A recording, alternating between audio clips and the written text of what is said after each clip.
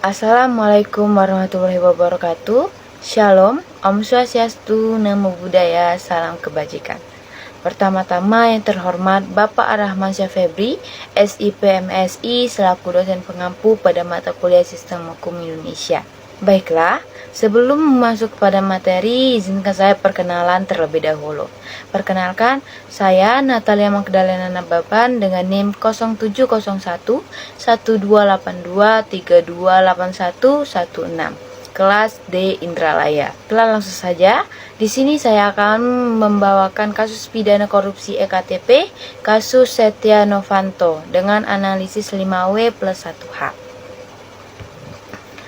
Kasus korupsi proyek pengadaan kartu tanda penduduk elektronik atau EKTP melibatkan penyalahgunaan anggaran negara hingga 2,3 triliun dari total dana proyek 5,9 triliun. Praktek korupsi ini dilakukan melalui menggelembungkan anggaran dan pembagian fee kepada sejumlah pihak, termasuk pejabat negara, anggota DPR, dan pengusaha. Setia Novanto, Ketua DPR RI saat itu, menjadi tokoh sentral yang terlibat dalam skandal ini.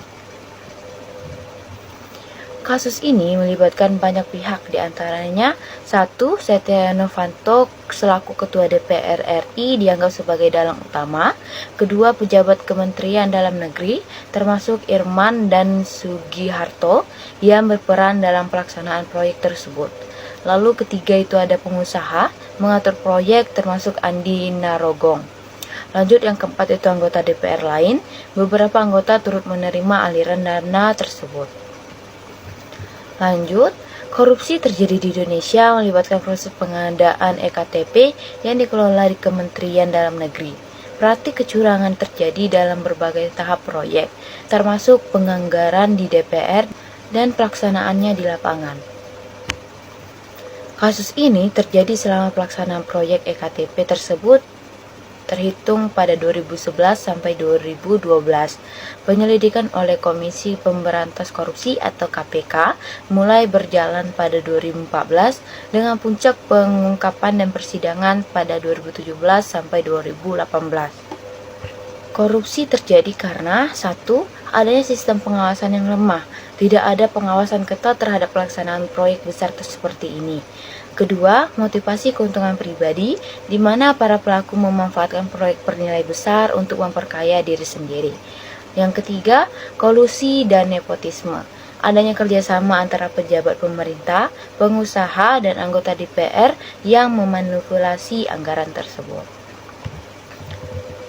Lalu bagaimana proses terjadinya korupsi itu? Ialah 1. Proyek EKTP dirancang dengan anggaran besar. 2. Sejumlah pihak menyusun skema korupsi, mulai dari markup, anggaran, hingga pembagian fee kepada berbagai pihak. 3. Dana hasil korupsi dialirkan ke beberapa rekening pribadi dan digunakan untuk kepentingan pribadi para pelaku. Yang 4.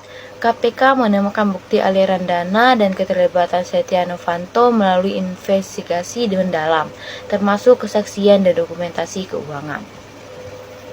Lalu yang kelima, Setia Novanto sempat menghadiri hukum dengan berbagai cara, namun akhirnya dihukum 15 tahun penjara pada tahun 2018. Apakah keputusan hakim dalam kasus EKTP kasus Setia Novanto ini sudah tepat? Putusan hakim terhadap Setia Novanto dalam kasus korupsi EKTP dianggap tepat berdasarkan barang bukti dan keterangan saksi yang dihadirkan di persidangan. Namun, analisis terhadap keadilan putusan ini juga memerlukan tinjauan lebih lanjut terkait kompleksitas kasus dan dampak terhadap publik. 1. Dasar hukum hakim. Pada April 2018, Pengadilan Tipikor menjatuhkan hukuman 15 tahun penjara, denda 500 juta, serta uang pengganti sebesar 66 miliar kepada Setia Novanto. Keputusan ini didasarkan pada barang bukti, di mana adanya dokumen transfer uang yang menunjukkan aliran dana kepada Setia Novanto, bukti penggelembungan anggaran proyek EKTP, barang mewah yang dimiliki menggunakan hasil uang korupsi tersebut. Lalu adanya keterangan saksi, di mana kesaksian dari pejabat Kementerian Dalam Negeri seperti Irman dan Sugiharto, kesaksian dari pengusaha Andi Narogong, yang mengungkap adanya pembagian fee kepada Novanto, lalu justice kolaborator yang menguatkan peran Novanto sebagai pengatur utama dalam skema ini. Lalu yang kedua, analisis kesesuaian putusan dengan bukti dan fakta, di mana kesesuaian dengan bukti dokumen, dan keterangan saksi yang diterima di persidangan cukup kuat untuk mengaitkan Setia Novanto dengan tindak pidana korupsi tersebut. Fakta aliran dana ke rekeningnya dan keterlibatannya dalam pengaturan proyek jelas terbukti.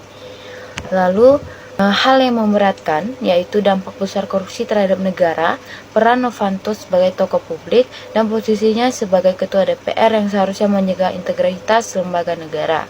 Hal yang meringankan yaitu tidak ada hal yang signifikan meskipun Novanto sempat menunjukkan itikat baik dengan mengembalikan sebagian uang. Kritik terhadap putusan yaitu durasi hukuman. Meskipun hukuman 15 tahun cukup berat, banyak pihak menganggap bahwa hukuman ini seharusnya lebih tinggi, mengingat kerugian negara mencapai 2,3 triliun dan posisi strategis Setia Novanto dalam sistem pemerintahan. Lalu pemulihan kerugian negara, di mana pengembalian uang sebesar 66 miliar dianggap tidak sebanding dengan jumlah kerugian negara. Proses pemulihan kerugian melalui penyitaan aset dan pengembalian dana korupsi perlu ditindakkan. Adanya kesimpulan yaitu keputusan hakim terhadap Setia Novanto sudah tepat secara hukum karena berdasarkan barang bukti dan kesaksian yang kuat. Namun, jika dilihat dari aspek keadilan dan dampak kasus, beberapa pihak menilai hukuman ini belum sepenuhnya mencerminkan besarnya kerugian negara dan pelanggaran yang dilakukannya.